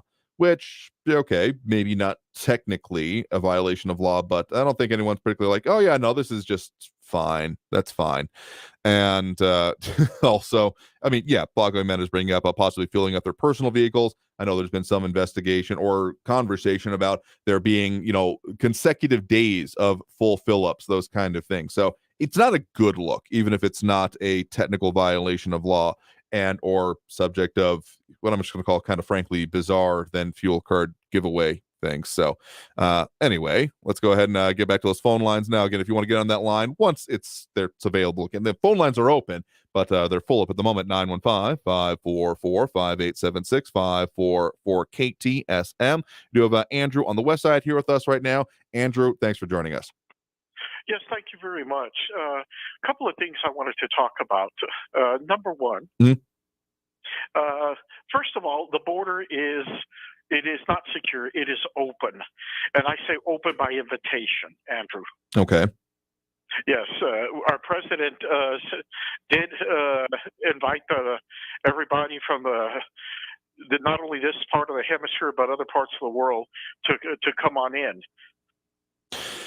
So, of course, I mean, we've had the back and forth on the statements on this. I mean, last year, 2 years ago at this point, the don't come and those kind of things. But I've been fairly firm in my contention that it's not enough to overcome the very vigorous, if harder to see, obvious marketing campaign that's being done by the coyotes and the cartels, because how else do you convince people to fork over thousands, if not tens of thousands of dollars with the potential future loss of their liberty, given those stories? So there's obviously if not exactly like, front page of the New York Times style advertising campaign, an underground one that is very pervasive. I mean, you don't get tens of thousands of people uprooting themselves on a whim. Well, when you've got an individual like Uncle Joe, who's generally they see him as an overall nice guy, and there's been a lot of interviews with these individuals that they made the trek because of Joe Biden's leniency. I mean, you've got an open border by invitation. I mean, right now, the door is off the hinges. I mean, we're definitely facing significant problems in our area. I will definitely say that. I mean, currently it is more or less contained to, South Central El Paso, Segundo Barrio specifically, but there are, I mean, I've seen enforcement actions. I mean, it's been all along the region, kind of radiating out from the central downtown El Paso part. I've personally seen enforcement actions happening along other parts of the border highway. One late last week, I want to say, along I-10, not too far from, say, the former Sargo site. Couldn't tell for sure, and it was El Paso police doing the enforcement, but the amount of people that were kind of like sitting up against the wall as the law enforcement was acting, given the one vehicle that was in, it kind of looked like it was crammed in there. So I haven't been able to confirm that incident specifically, as it wasn't DPS among other things, but it certainly looked like it was one of those types of enforcement actions. So it's been, of course, radiating outwards. I promised that I would actually, that's not something you necessarily brought up, but I want to bring it up in this circumstance, that Kilmeade interview, Brian Kilmeade with the mayor of El Paso, that was primarily on the did you clean up the streets before the visit of Biden here. Basically, the mayor's contention, my paraphrasing, not his words, was that the crisis was subsiding at that point in time, so they were already in kind of the aftermath of it anyway. I think it's pretty obvious to most people that there was some more clean up that was done, whether or not it was actually removal of people or just kind of the stuff, the blankets, other personal items that were left behind. There definitely was a little bit of extra, let's just call it spring or late winter cleaning going on around that. But one thing I certainly do disagree with Brian Kilmeade on, an assertion he made right at the end of the interview, is that our city has been destroyed. Now, I'm not saying that I am 100% on board with the administration's policies or lack thereof when it comes to this, but to say that our city has been destroyed just shows that that dude does not care about our area and our region. He wants to make a point about it, which is, of course, his right. But to say that we are destroyed about this is just simply incorrect any way you slice it. Do we face significant issues? 100%. And if these are not handled correctly, we could have some very bad situations evolve out of it. But I got to say that El Paso has been destroyed just it's frankly disgusting to me. Well, that may just come about after the end of Title 42. We don't know, but I'm saying destroyed in the sense that you have a lot of people in poverty. Yeah, we certainly do, and that has been a circumstance. What I fully expect, particularly as we get closer to Title 42, in fact, we got some questions that we need to get closer to asking, primarily from the city, but also the county on these things about what are the back-end efforts. We've talked a lot about the shelters, the temporary locations, those kind of things, but pretty much the focus has been either in this, the previous such incidents, or I assume it is in this case. Again, we haven't gotten that firm answer. That is going to be the transportation is the primary focus, kind of keeping things moving, which it's not a solution to the situation globally, across the country, so to speak, but it does, at the very least, it is the attempted alleviation in our area. So if that is still the focus or not, I fully expect that it is, but I don't have a firm answer I can point to from these most recent circumstances. I'll put it like that. Okay, well, another thing is that if these people that are there congregating around Sacred Heart as a sanctuary zone, I'm assuming that these individuals are undocumented. You cannot have a border that is secure if these people are or if you have hundreds of these people around there. There's no way that the border can be secure, and you have hundreds of illegal immigrants congregating in that area. I mean, there's a couple of set of circumstances that come along with this. I am positive that there are going to be people who did pursue illegal entry and are therefore, waiting for further process, or actually not waiting for further processing in that case, because of course the city and the county shelters, as we previously discussed, can only be utilized by those that have been processed by Border Patrol, by law enforcement in other ways, meaning that they did an asylum presentation either at the ports of entry or in areas where it was made available. So if it's something where they didn't go through that process and therefore, again, subject to illegal entry to the United States, that would not be, the shelters are not available to them. So I am sure, just based on the number of people, that there's going to be some portion of that population that is their circumstance. But also remember, the last time that this came around, again, end of last year, it was that there were some who were, we were hearing reports and interviews from, like, say, our news partners at KFOX 14 with those that were approaching the shelters and decided not to go into them because they were concerned about other enforcement actions, even if they had come in through the quote-unquote proper channels in this case, even if I know there's some debate about that being allowable or not. Appropriate and proper for the current circumstances of what they have been told, that they were going to have more enforcement or immediate deportation if they went to those shelters. So some of the mega ones from the city of El Paso, not online just yet. There has been, of course, the extension of that emergency declaration that would allow them to, and I would expect to see something up and running this week, frankly, given all the anticipation towards May 11th. But I guess the firm breakdown that we don't have is how much of those are, again, having to pursue illegal entry and are therefore ineligible for other support or other shelter services, or those that are just saying this seems to be the place to go. We don't have a breakdown. Again, I'm sure it's components of both in that area. Well, the situation is appalling. And number two, okay, I hear all the time that these individuals, especially individuals on the left, and people on the right are saying it too, that the immigration system is broken. Sure. No, it's not broken. What is broken is that immigration enforcement officials are not allowed to do their jobs properly. Okay, we need stricter. We need stricter enforcement. It has to be done concisely, and it has to be done, without any restraints. Number two, Biden got rid of the Trump-era protocols, especially the migrant protection protocols. He referred to those as inhumane. Well, he can listen to his advisors all day long, but all they're going to do is plunge this country. And we're seeing it in El Paso. If you noticed last night on the news, we are now the epicenter of this immigration crisis. We definitely are. I mean, the deployments are happening here, both from the state and federal levels when it comes to this. And I mean, I've had some requests, again, like the show we had on yesterday. And again, just as a mention there, want to see that part of what I was talking about on Beyond the Beltway with Bruce Dumont last night. We have that linked, the full videos over on our social media, primarily the Facebook.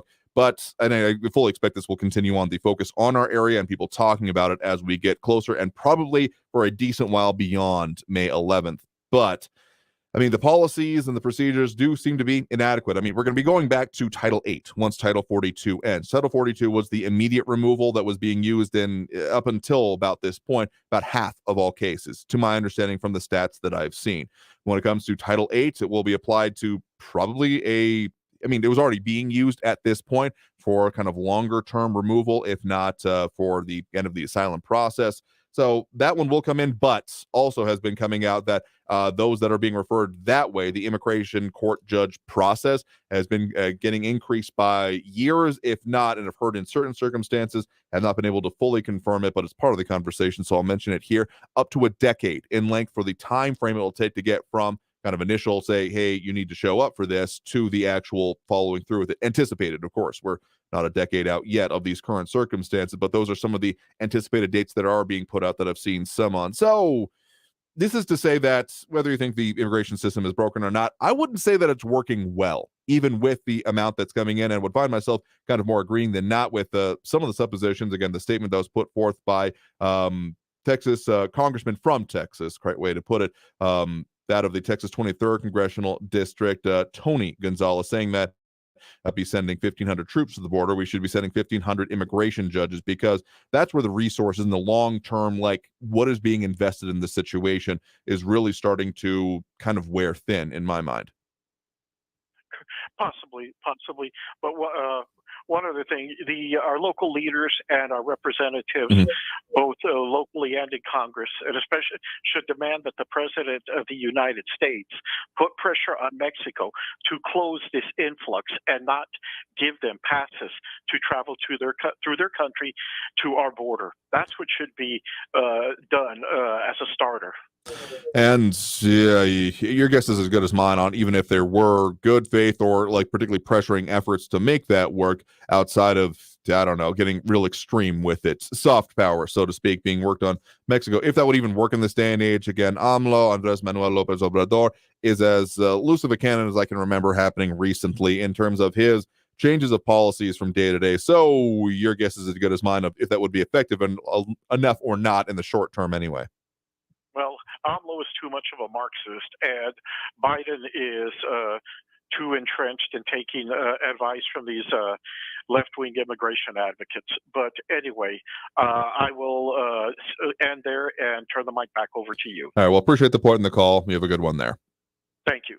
And with that, we'll overdue for that next break right now. Again, if you get me in and do a good discussion and a back and forth, okay, apparently that's my Achilles heel. But let's go ahead and get to that next break and then get back to the phone lines again. Keep that number in mind, 915-544-5876, 915-544-KTSM. Back after this break with more Talk El Paso here on News Radio 690 KTSM. Stay tuned.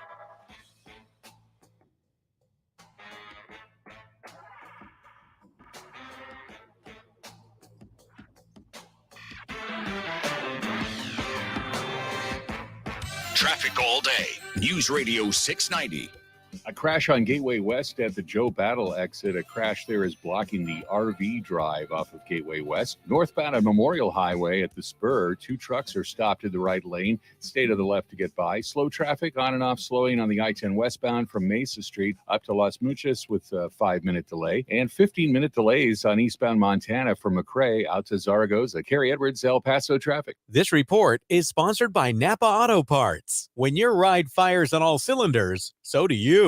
That's why Napa is on a mission to keep you in motion. With nearly 6,000 Napa Auto Parts stores and over 17,000 Napa Auto Care centers, the Napa network has everything you need to get up and go. Sharing your health story matters. I knew since I was 5 years old that I wanted to be a nurse. I equated it to helping people and making them feel better. I am gently retired, but even though I'm not at the bedside, I'm able to do just as much work in the community. I've been fortunate to participate in All of Us.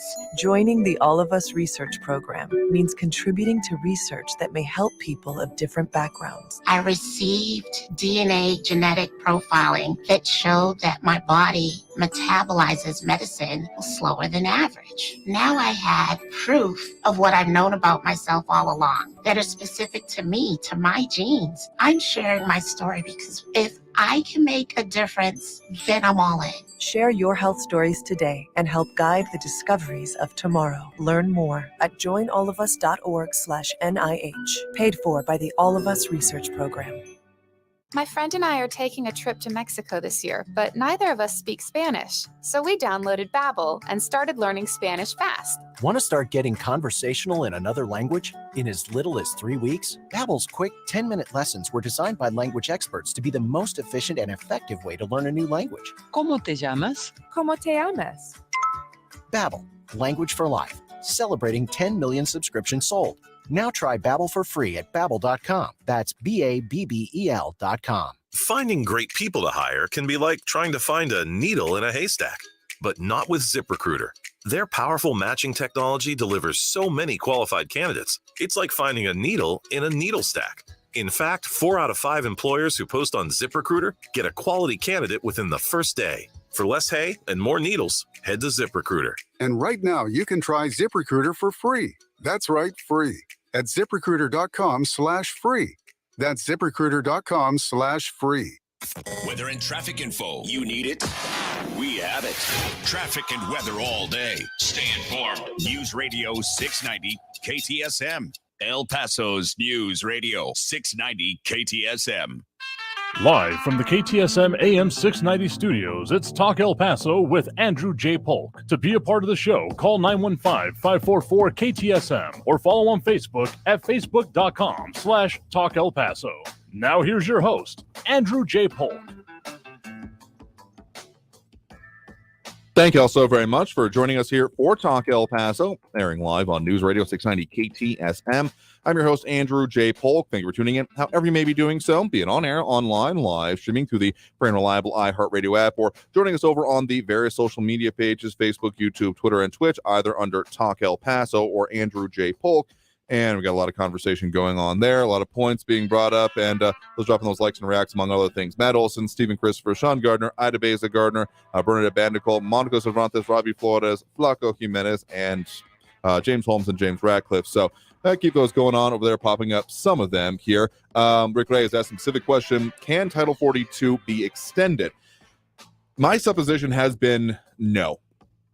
Among other things, whether or not it is, I mean, we're pretty well locked in. Whatever is going to happen this week is going to happen in my mind. I mean, it's the same kind of thing that we saw end of last year. Title 42 was set to end. It ended up not, because effectively it was therefore going to a Supreme Court case. And that's part of the implications about why it can't just be continued on with. But specifically, again, we're going to see happen what we are already going to. I don't think there's any diversion of it unless you ran like one hell of an information, like just like to the order of like dropping leaflets, mass banners, like flying things in the sky kind of thing, in order to put out the information about, yes, it has been extended, no, don't come, any of those kind of things. Like, it's an information warfare kind of situation at this point, where you're basically dealing with the psyops that have been coming from the cartels and the coyotes and trying to counteract that, of which, I mean, sure, there's a physical component to it in terms of, intel and human infrastructure, but just saying about, no, Title 42 is ended is not going to stop the thousands, if not tens of thousands of people who had expectations and were planning on activities based on that to turn that around by just, making a sudden certain change. So, but in terms of the actual policy itself, I don't think, I mean, James Radcliffe bring up a different point kind of related to it. Why do we need Title 42 when we didn't have it pre-COVID? I mean, it wasn't around, and it is a pandemic era related policy. So with the federal government ending all of kind of, the disaster, emergency, whatever orders that were layered in on this, it can no longer continue. If this were to be like brought out and said, but this one will, I could see that either going pretty immediately back before the Supreme Court based on this. So, RJ saying Biden has ended the COVID emergency declaration, so Title 42 is out of here. I mean, its underpinning is gone as of the 11th. So this was not specifically a date of, Title 42 will end here, and that's the only thing happening. It's that, it's the rug is pulled out from under it. So that's part of that situation. But let's get back to those phone lines now. We do have Tom in Otero County on the line with us right now. Tom, thanks for joining us. Hey there, Andrew. Big shout out to the people that voted down that Proposition K. Mm-hmm. They can watch the communists out in California and see how well it works out for them. Okay. You know about what's happening now? Let's be real, Andrew. It's the Democrats' sanctuary city policies that are drawing these people here like a magnet. That's the bottom line, man.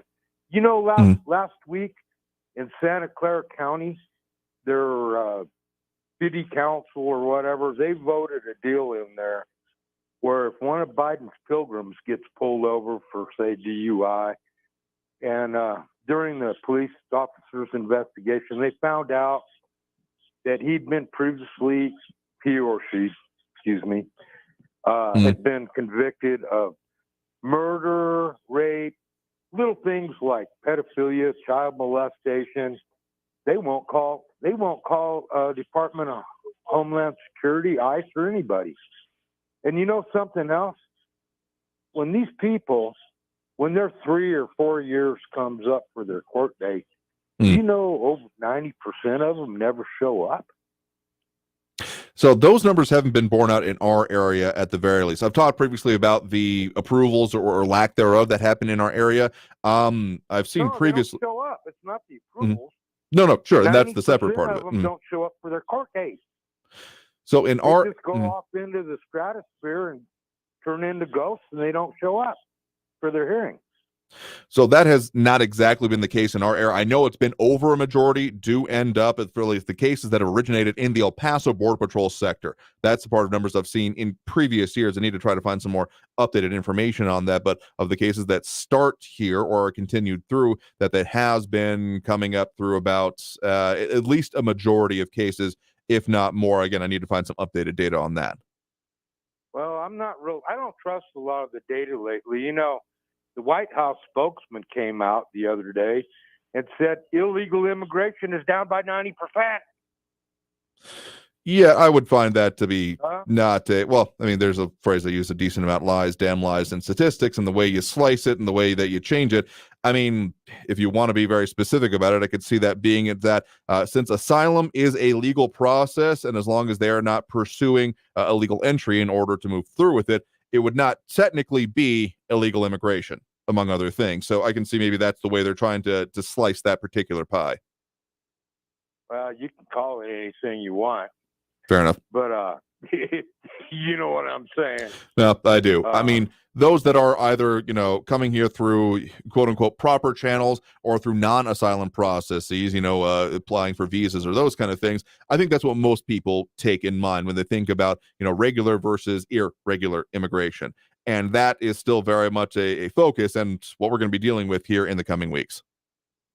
Well, we're not dealing with all that much. It's the poor people down there in Segundo Barrio. Mm-hmm. They're the ones that's dealing with it.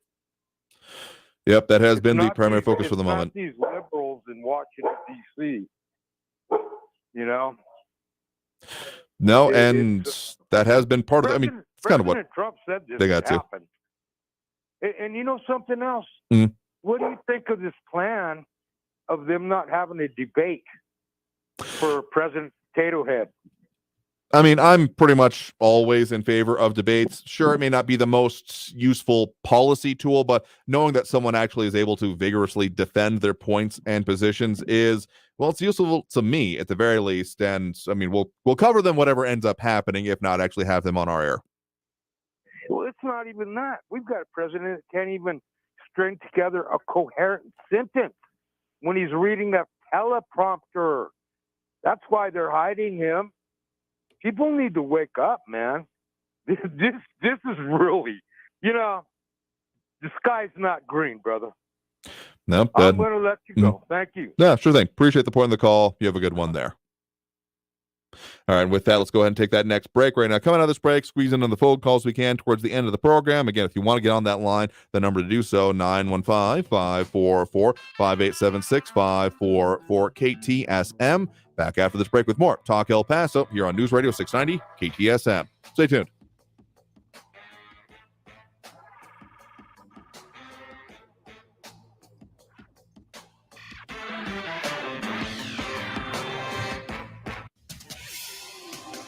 El Paso's News Radio 690 KTSM.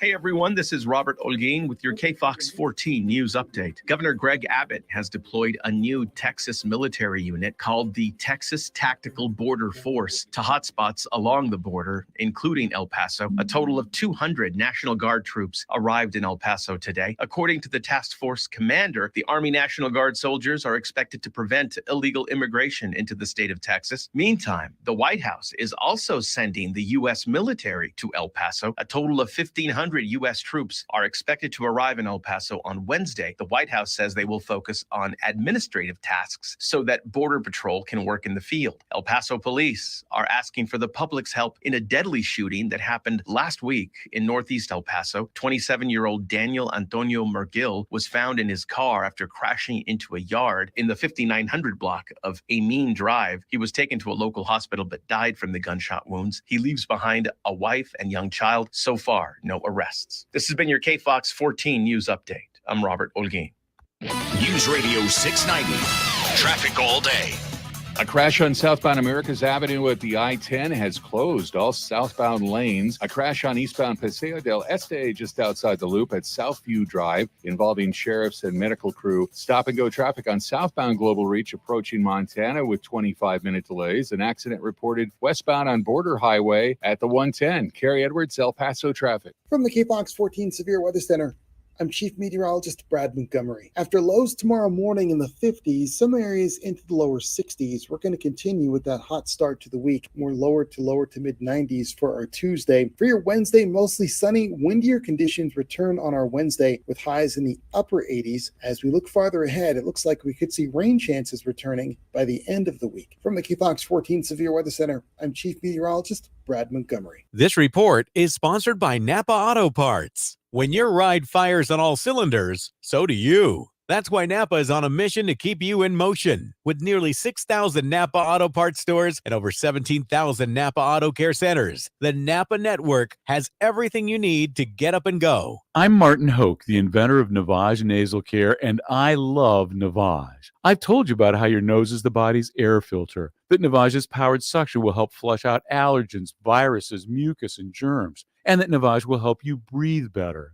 But what do other people say about Navage? Like Tara, quote, "My doctor wanted me to do saline rinses for my allergies, but I've never been able to successfully use a neti pot. Navage uses suction power, so it's foolproof. There are nights when I'll have particularly bothersome allergies.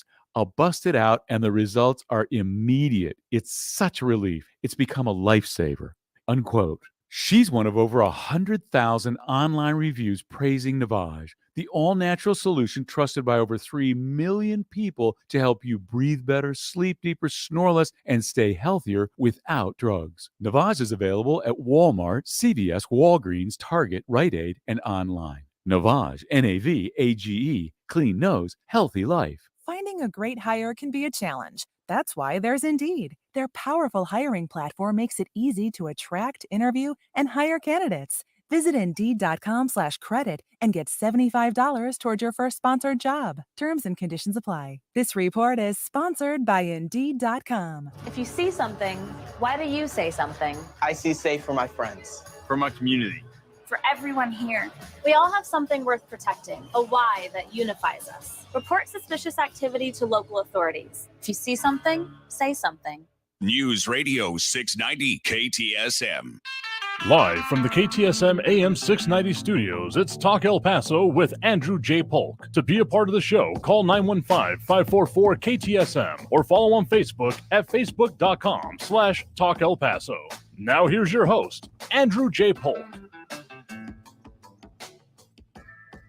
Thank you all so very much for joining us here for Talk El Paso, airing live on News Radio 690 KTSM. I'm your host, Andrew J. Polk, rounding the bend towards the last bit of the show here, but we'll squeeze in what we can on the phone lines here. And, of course, a lot of other commentary coming in. RJ Promote saying, paint your own picture with pie charts, bar graphs, line graphs, etc. Blanco Jimenez saying when it comes to, asylum proceedings and things like that, saying it's illegal immigration being sugar-coated. There definitely have been different enforcement methods taken by the different administrations. Again, the NPP, micro-protection protocol, so-called Remain in Mexico policy that was the feature of the last administration, having been sunsetted by this one, and now looking more like the third country processing. Some of the statements that have been made by, among other things, Mayorkas, Department of Homeland Security Secretary, about those that are not seeking asylum, and basically the first safe country kind of policy that I don't know if it was a specific program that was done under the previous administration, but it was similar enough for it. James Holmes saying, why is no one proposing a Title 43 or something like that does the same thing in a non-COVID environment? Is it still a crisis?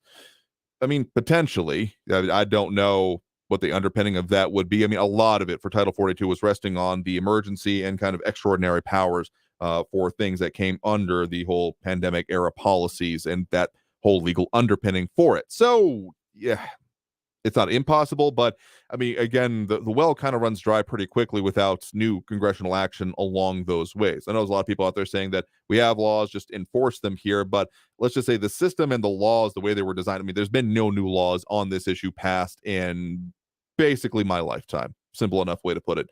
And so getting to be more responsive to the situation, I mean, asylum was not being utilized in the same way that it has been in these days. Again, previously, and the way that these systems, the holding cells, among other things, were designed to do was for individuals that were trying to essentially cross the border and have no interaction with law enforcement whatsoever, and just kind of continue on, maybe try to bring enough money to bring other family members here, those kind of processes. So people specifically seeking out law enforcement in order to do this, I would call that a deficiency in the current law, that cannot really be addressed as part of it based on other laws, international treaties the United States has signed on to. So without something else, basically new laws being passed, I wouldn't see that to be very possible, a Title 43, so to speak, the next step, the way you're kind of suggesting it there. Let's go back to those phone lines now, squeeze in what we can before the end of the show. We do have Ben on the east side here with us right now. Ben, thanks for joining us.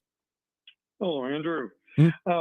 All the people out there that are worried about the illegals, I want to put their fears to rest, okay? Okay. The county of El Paso, one of the poorest areas in the United States, most indebted areas in the United States, we are going to take care of these people. Okay, we're going to provide clothing, we're going to provide food, shelter, medical care, bathroom facilities, water, transportation, and we'll make them safe on the street, okay? Because we'll have our police out there to make sure that there's a fight or something like that. Our police officers will be there to protect them. Now, also we'll provide transportation to wherever they want to go. Now, in return for that, they also have the freedom to roam over our country, our city, and everything. Therefore, all the people in El Paso now get to look forward to making them our neighbors.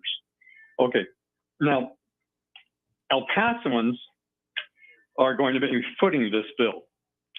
And giving up our freedoms. Okay, there's a lot of times when some people might want to go downtown. Nah, I don't think so. Want to go to a play or something? Nah. I want to have something to go out to eat? No, I don't think so. How much are we getting from the federal government? Wasn't there something like 16 million or something the other day?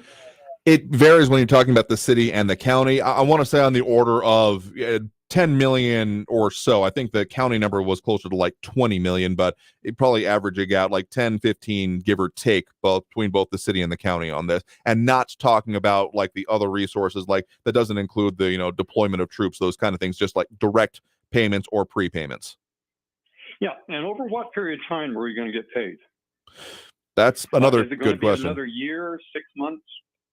I know that the county that they were saying that they had been approved already for the, again, roughly like, it's call it 20 million just for brevity's sake, and that was going to be provided ahead of this. But of course, I mean, you go over to that one site that I constantly mentioned, the El Paso, Texas.gov/migrant-crisis. It says that of the costs, and this goes through March so far, so it does not include the totally current situation, that the total costs that have been through the third quarter, so July of last year through March of this year, that the total cost had been about 11.83 million, and that there had been about $26.5 million received, but that there was still $1.37 million pending reimbursement. Now that those stats haven't been updated since at the very least March here, so may not be totally current, but that's kind of the order. So some of that has been dragging on for a while. I will agree with you there. Yeah, and are we going to get paid with inflationary dollars? A year from now?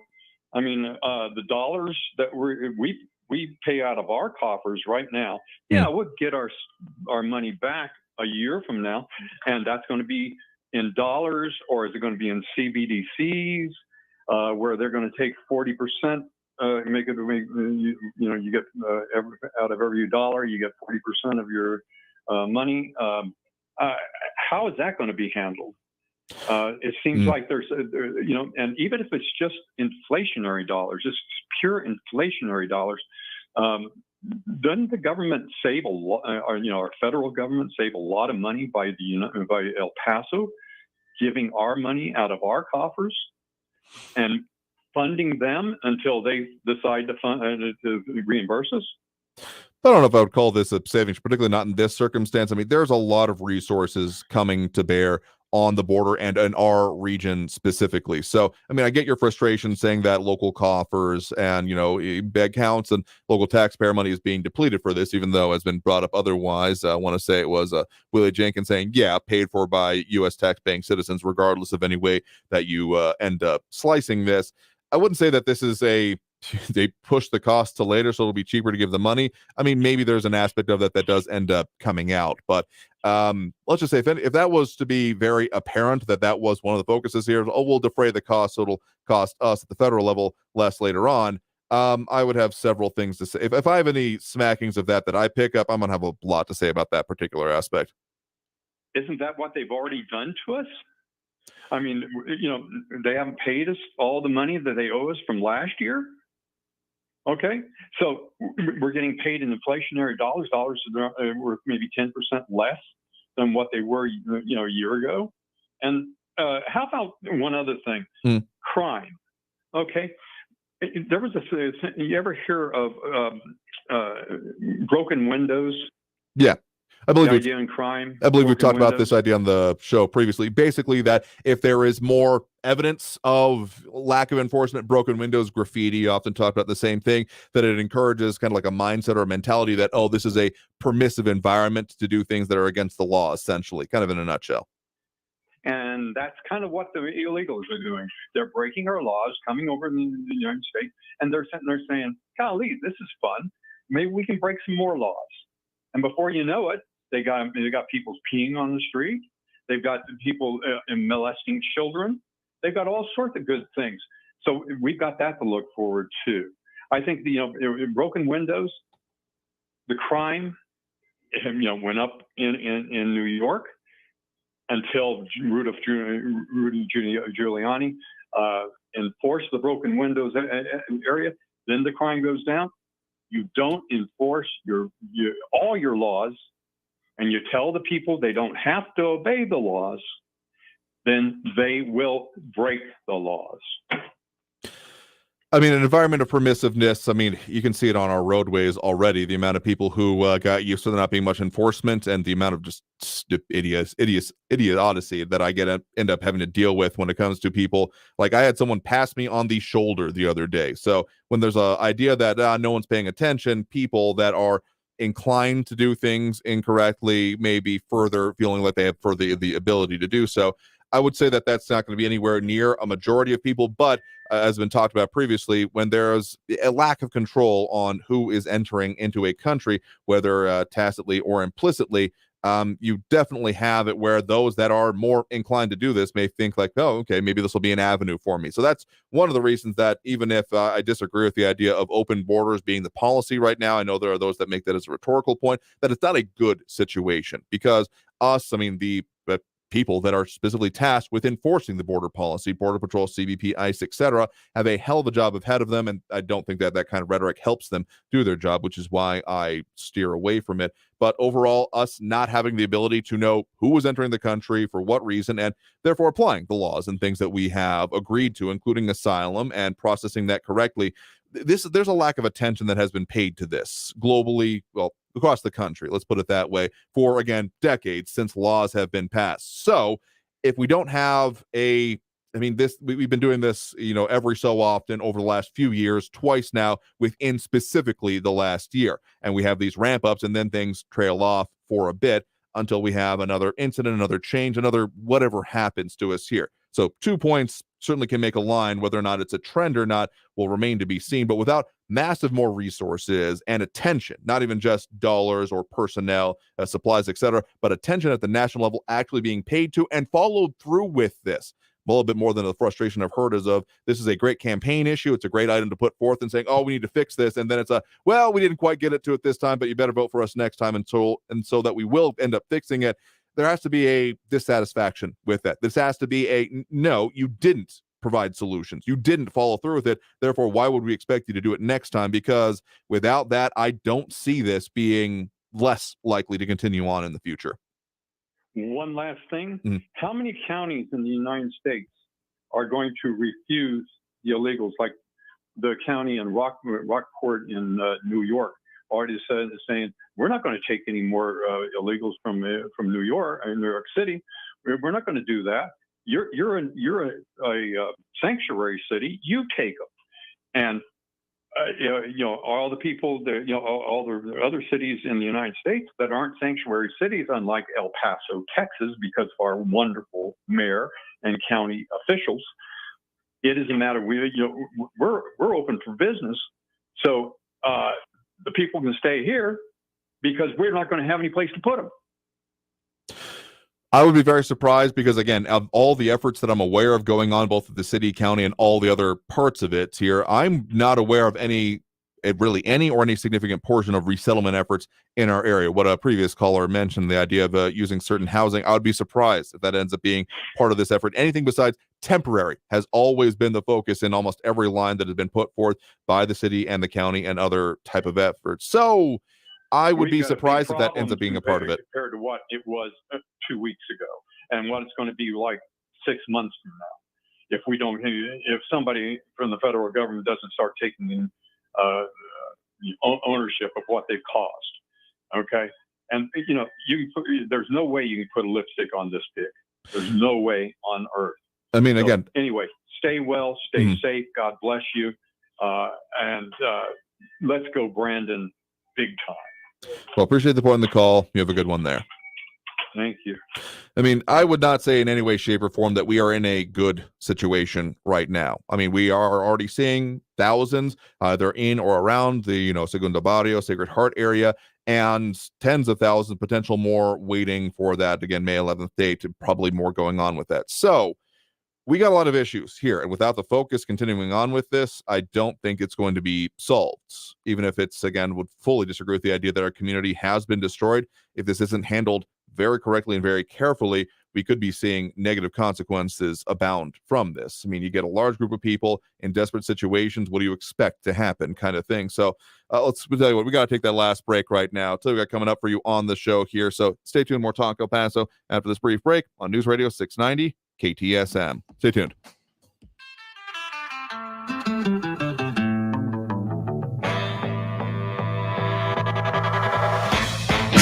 Traffic all day. News Radio 690. A crash on southbound Americas Avenue at the I-10 is blocking 2 left lanes. Found Global Reach approaching Montana Avenue. Traffic stop and go off the spur with 25-minute delays. A crash reported westbound Sunland Park at Mesa. And slow traffic Montana Avenue, McRae out to Desert Meadows. 9-minute delays. Carrie Edwards, El Paso traffic. This report is sponsored by Napa Auto Parts. When your ride fires on all cylinders, so do you. That's why Napa is on a mission to keep you in motion. With nearly 6,000 Napa Auto Parts stores and over 17,000 Napa Auto Care centers, the Napa network has everything you need to get up and go. If you're hiring, it can feel like you're trying to find a needle in a haystack. You can hope the right person comes along, or you can just use ZipRecruiter. And now you can try it for free at ZipRecruiter.com/radio. In fact, ZipRecruiter has helped a lot of business owners find their needle in a haystack, like Marco, president of operations at Telly Tires and Auto Centers. Because Telly Tires has grown a lot in the last few years, Marco needed to hire everyone from a receptionist to a store manager to a head mechanic. ZipRecruiter helps me find all the right people, even the most difficult jobs to fill. ZipRecruiter helps me keep my business running. Take it from Marco and millions of other businesses who've used ZipRecruiter. ZipRecruiter can help you find the needle in the haystack. See why 4 out of 5 employers who post a job on ZipRecruiter get a quality candidate within the first day. And right now, you can try ZipRecruiter for free. That's right, free at ZipRecruiter.com/radio. That's ZipRecruiter.com/RADIO. ZipRecruiter.com/radio. ZipRecruiter, the smartest way to hire. My friend and I are taking a trip to Mexico this year, but neither of us speak Spanish. So we downloaded Babbel and started learning Spanish fast. Want to start getting conversational in another language in as little as 3 weeks? Babbel's quick 10-minute lessons were designed by language experts to be the most efficient and effective way to learn a new language. ¿Cómo te llamas? ¿Cómo te llamas? Babbel, language for life. Celebrating 10 million subscriptions sold. Now try Babbel for free at Babbel.com. That's BABBEL.com. Finding great people to hire can be like trying to find a needle in a haystack, but not with ZipRecruiter. Their powerful matching technology delivers so many qualified candidates, it's like finding a needle in a needle stack. In fact, 4 out of 5 employers who post on ZipRecruiter get a quality candidate within the first day. For less hay and more needles, head to ZipRecruiter. And right now, you can try ZipRecruiter for free. That's right, free at ZipRecruiter.com/free. That's ZipRecruiter.com/free. Did you know that only 2 in 10 El Paso County students graduate with a bachelor's degree? By supporting Border Youth Athletic Association's mission of educational attainment, you will create a long-lasting impact in our students' lives. Your monthly donation enables 4th through 12th grade students access to after-school programs, providing a safe and healthy environment. BYAA engages and empowers El Paso's future through mentorship and leadership development. We believe every player who gets an education wins. Do you? Go to borderyouth.org and show your support for our youth today. Rosetta Stone, where language is learned. RosettaStone.com. News Radio 690 KTSM El Paso. Live from the KTSM AM 690 studios, it's Talk El Paso with Andrew J. Polk. To be a part of the show, follow on Facebook at Facebook.com/Talk El Paso. Now here's your host, Andrew J. Polk.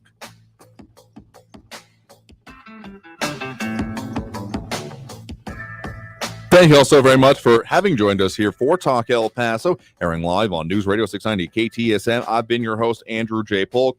Covered a lot of ground today, but not even everything that necessarily has been going on over this weekend, including, a driver charged with manslaughter after running red light and killing 8 pedestrians in Brownsville near a bus stop, near part of the immigration response happening down there, and also, the shooting that happened in Allen, Texas over the weekend. So, yeah.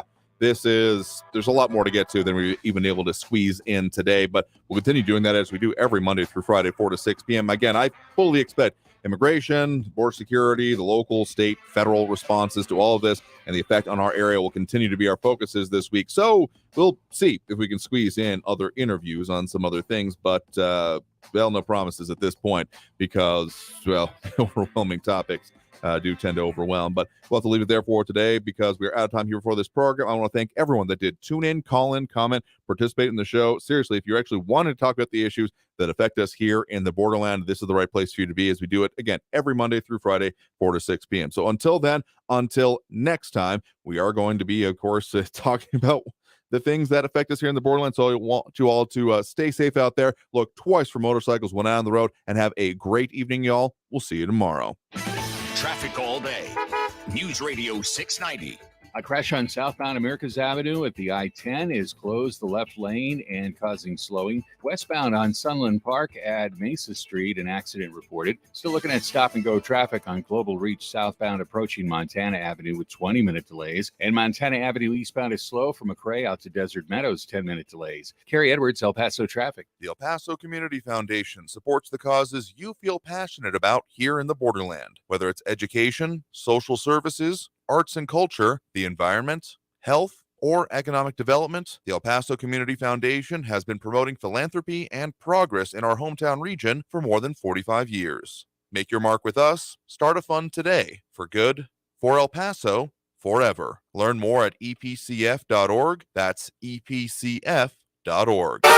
Hi, I'm Burt Ward, Robin from TV's Batman, inviting you to feed your dog natural, non-GMO, Gentle Giants dog and puppy food. Dogs eating Gentle Giants and following our special feeding and care program are living as long as 27 healthy, active years with a wonderful quality of life. Holy wow, 27 years! Think of all